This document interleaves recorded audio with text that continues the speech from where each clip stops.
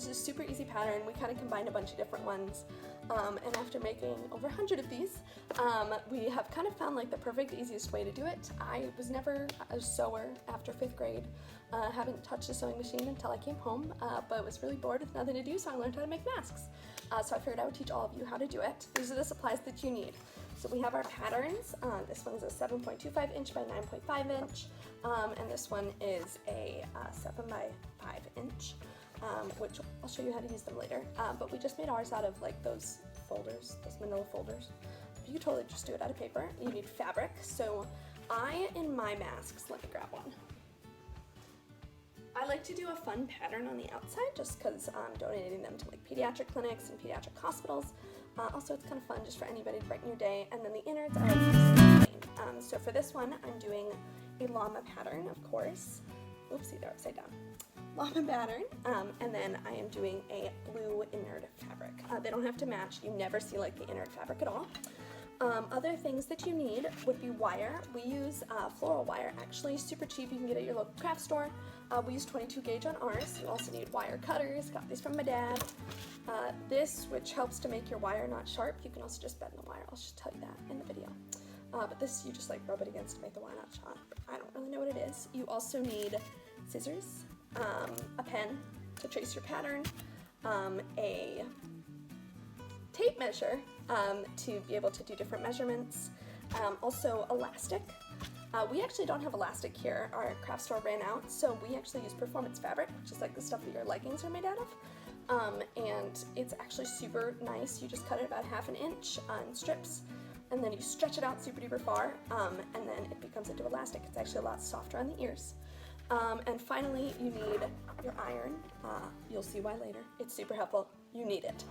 This is a little travel one, but you could totally use a big one. And also a sewing machine. And confidence in yourself is really important. Let's get started.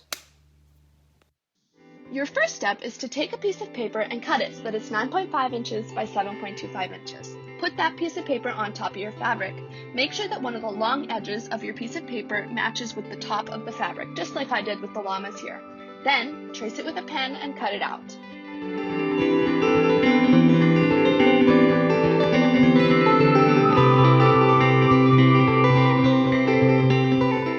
Next, we're going to do the same thing on the inner piece of fabric. This time, cut out a piece of paper so that it's 7 inches by 5 inches.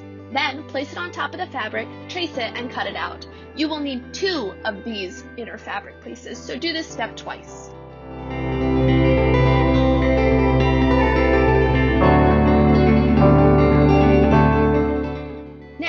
Put your 2 pieces of fabric down on the table, pattern side down. Then, fold it about 1 inch, and then iron it. Make sure to do this on both of them. Next, take one of those pieces that you just ironed and do a simple straight stitch down the part that you just ironed over. The stitching doesn't have to be beautiful, but to make sure that it's secure, have your sewing needle go back and forth a few times before you sew it down. This prevents the stitching from coming out. Repeat this same step with the other piece that you ironed.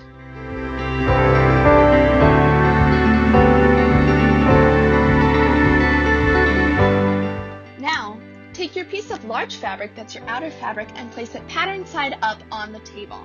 Then, take one of your inner pieces and place it pattern side down on top of your outer fabric. So you want the 2 patterns to be facing each other. Then, you're going to measure about 1.5 inches from each side so that your inner fabric is in the middle and pin it down. Repeat that on the other side as well. You want the 2 pieces that you hemmed to be facing towards the middle.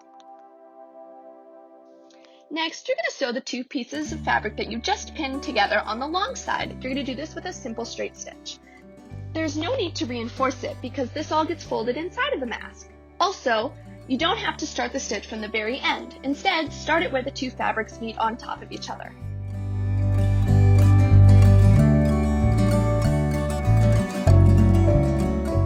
We're going to take a little break from sewing and cut the wire now. Get your floral wire and measure it out so that it's 4 inches. Then cut it with a pair of wire cutters. Don't use your fabric scissors. Then, take your wire and on either end, place it on your file and file it down so that the wire no longer is pointy to the touch. This makes sure that the wire won't go through the fabric or poke you in the nose. After you've made sure that the wire is no longer pointy to touch, you're going to want to straighten it out. This makes it a lot easier to sew later, so try and get it as straight as you can. Next, grab your fabric that you set aside and place it pattern side down on the table. Grab your iron and iron the seam that you just sewed.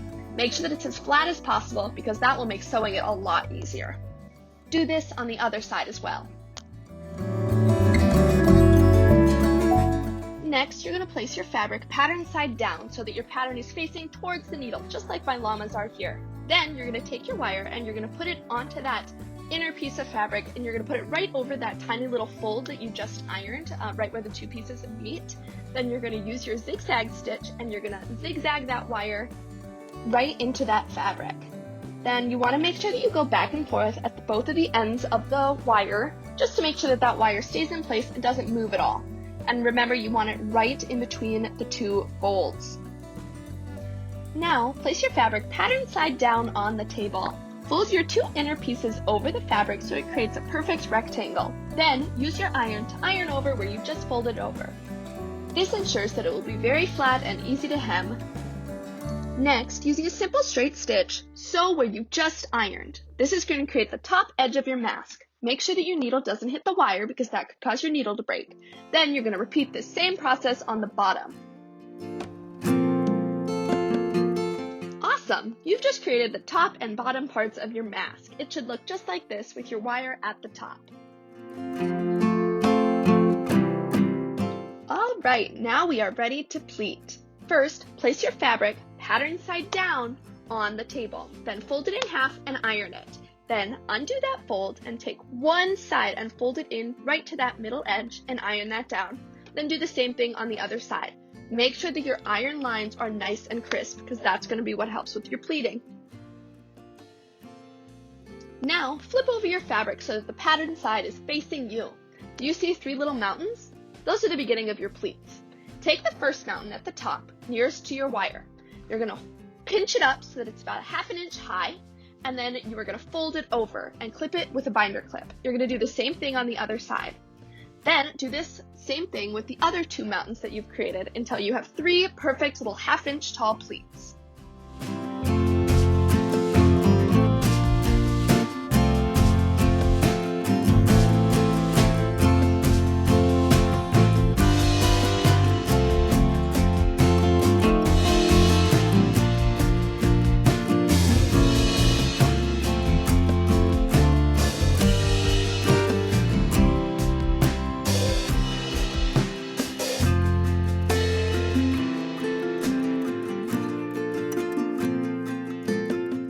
Now that you have 3 little pleats, make sure that you look at it so that it all looks even. You want both sides to look pretty symmetrical so it doesn't look lopsided on your face. Once you're happy with how it looks, iron it over so that the pleats stay and don't move when you sew it. Alright, now grab your freshly pleated mask and put it on your sewing machine. You're going to sew a little hem right where your inner fabric and outer fabric are on top of each other for the first time, just like what I pointed to here. You're just going to do a simple stitch right straight down it. Make sure you go back and forth at the beginning and the end just to make sure that it all stays in place. Repeat this same thing on the other side as well.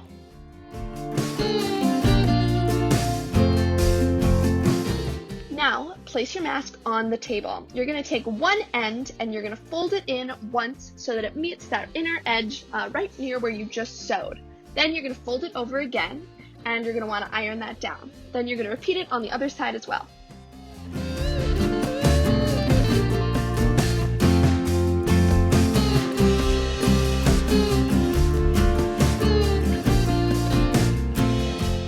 You just created the pocket for where your elastic is going to go. And this pocket has 2 edges, the outside edge and the inside edge. What you're going to want to do is you're going to want to sew as close to that inner edge as possible. This creates as wide of a pocket as possible, and it allows you a lot of room to be able to get your elastic in so it doesn't get stuck. You're going to do this on the other side as well.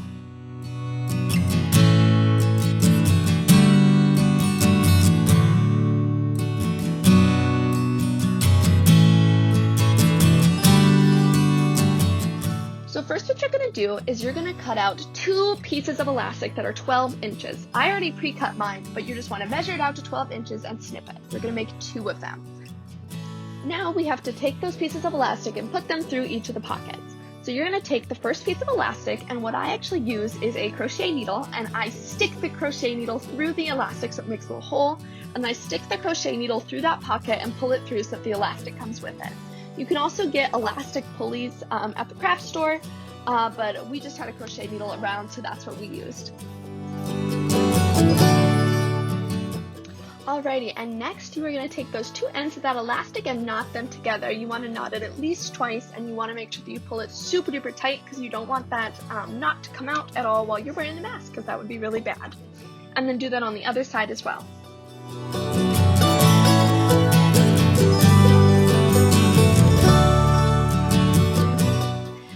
Cut off the two pieces of elastic from where you tied your knot, and then you're going to rotate your black ear loop around so that the knot is inside of that little tunnel that you created, so that way it doesn't like hurt your ear or anything like that. Finally, you're going to snip off any loose strings from when you were sewing, and then you have made your mask.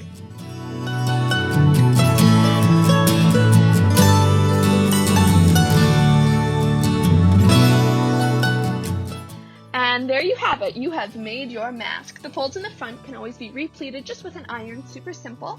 To get it into your little pocket in the middle to put a filter or anything, you just open it right up and stick something in. It's a little hard, but totally can be done. Make sure that when you wear it, you mold the wire around your nose. This creates a nice solid seal so that nothing can get in. And don't forget, wear your mask over your nose and over your mouth so that it protects you. Happy mask making!